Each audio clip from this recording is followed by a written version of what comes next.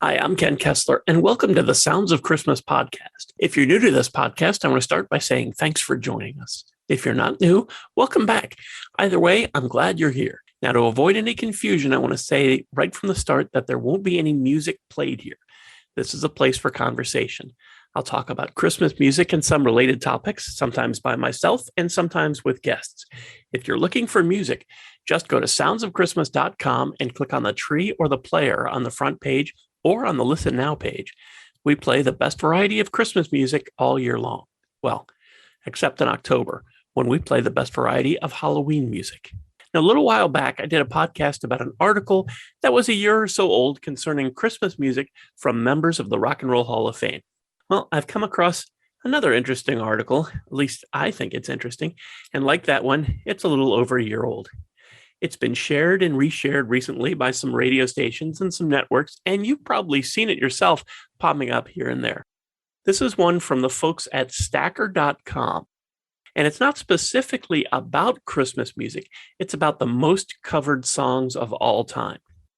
Their list covers the top 50 of those songs, and it's probably no surprise that the Beatles appear the most times. But 10 of those top 50 songs are Christmas songs. 11 if you count Leonard Cohen's Hallelujah, which I don't, but some seem to, and that may be a subject for another podcast. Anyway, one of those 10 Christmas songs in their top 50 most covered songs of all time is the fourth most covered song of all time, and I'm pretty sure it's not the one you're thinking of. Stacker compiled this list with data from a website called whosampled.com, and it's a website whose goal is a comprehensive database of music, which, as of 2 years ago, had over 650,000 songs and almost 250,000 artists. So now that you know how they did it, or kind of know how they did it, here's a shortened version of their countdown with just the 10 Christmas songs on their list. Now, the first Christmas song shows up at number 49. With 118 covers, it's Santa Claus is Coming to Town. Banjoist Harry Reser is believed to be the first to have recorded this one with Tom Stax on vocals, and that was in 1934. Some of the versions that have hit the charts over the years were from the Supremes, the Jackson 5, Mariah Carey, Bruce Springsteen, the cast of Glee, and Michael Bublé. Brett Eldredge, the Hunter Brothers, John Owen Jones, Kimberly Locke, Steve Perry, and Tyler Shaw were among those who gave us new versions this past season. The Little Drummer Boy is the next Christmas song on Stacker's list, coming in at number 47. Originally known as the Carol of the Drum, it was first recorded by the Trapp family in 1951. And yes, that's the same family whose story was used in the Julie Andrews movie, The Sound of Music. Versions of The Little Drummer Boy have been recorded by Ray Charles, William Shatner, Joan Jett, The Tokens for King and Country, and as part of a duet by Bing Crosby and David Bowie. Carrie Underwood, Paul Kelly, Michael Sinatra, and the Eagles of Death Metal have given us recent versions. Winter Wonderland is the next one on Stacker's list, coming in at number 36 and boasting 136 versions. Richard Himber and his orchestra are credited with the first version, which was in 1934. Guy Lombardo, Johnny Mercer, Perry Como, Tony Bennett, and Darlene Love had chart success with it. Gary Barlow, Ingrid Michaelson, Jamie Cullum, Matthew West, Nora Jones, the Orleans, and the Plain White T's all released versions of this song in 2021. The next Christmas song on the list is Last Christmas by Wham, which comes in at number 30. And the Stacker list claims there are 148 covers of this song, though I think it's actually a lot higher than that. While Wham's version has had the most chart success and continues that even as recent as this past year, other versions have made their way to the charts, including versions by Wigfield, Ashley Tisdale, Crazy Frog, Cascada, and Ariana Grande. Kelly Clarkson, She and Him, Ryland James, Meghan Trainor, Mary J. Blige, and Leslie Odom Jr. all gave us their takes on Last Christmas in the last couple of years.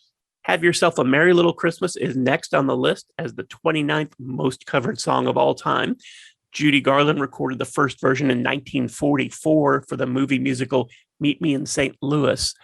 Michael Bublé, Sam Smith, and Christina Aguilera have all taken this one onto the charts.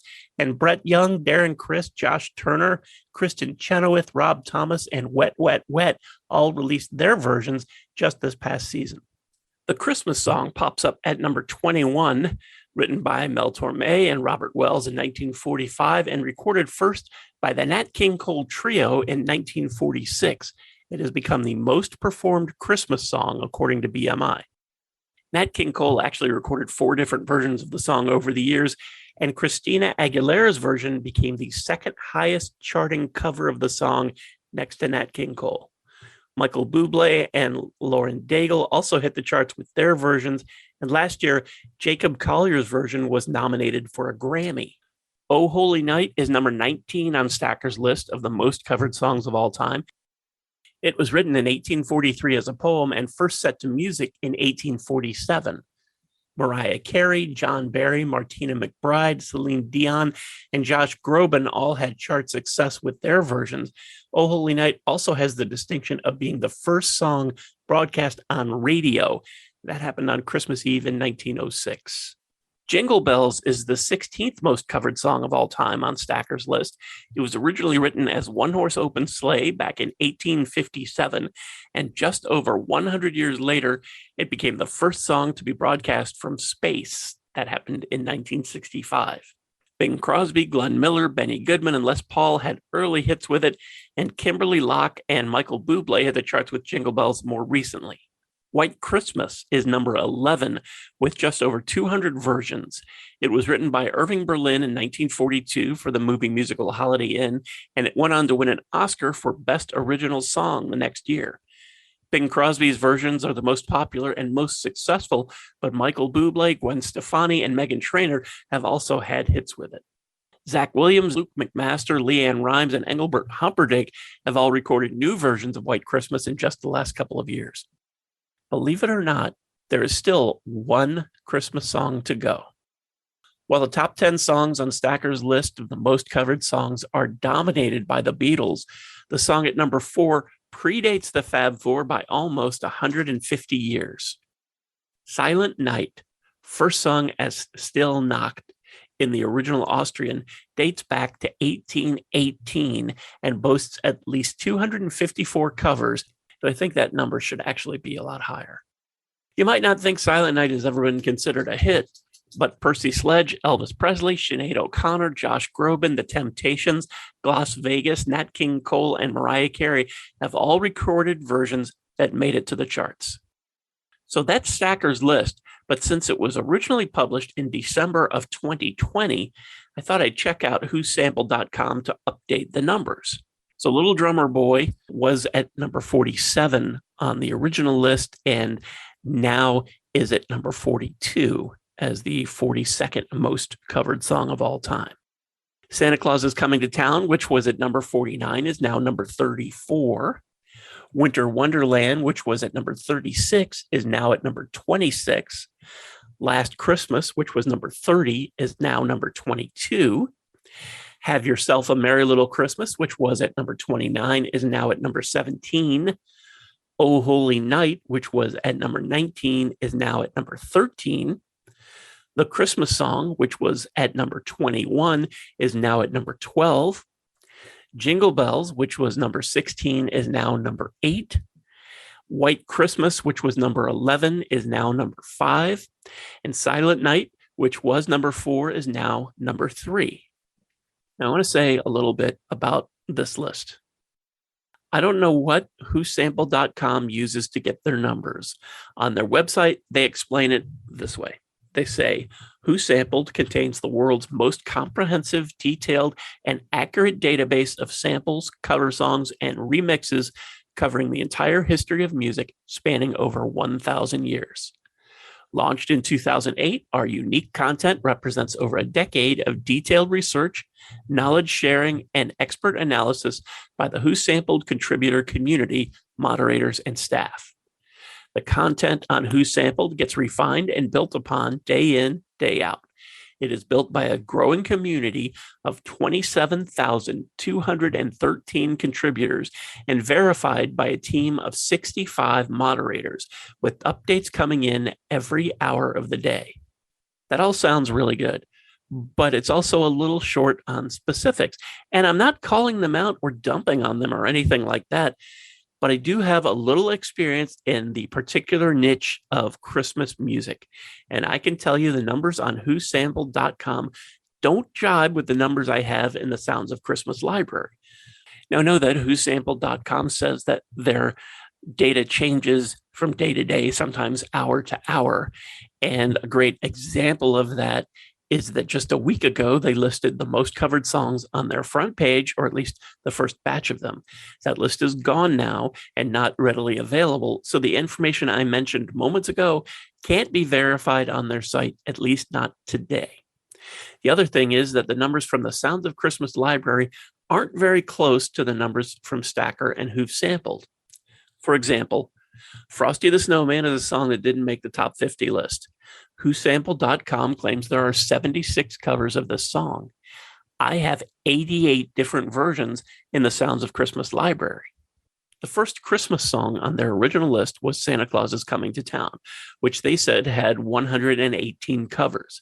The newly updated information on WhoSampled.com listed 174 versions. I have 240. The thing is, all of this data is somewhat suspect.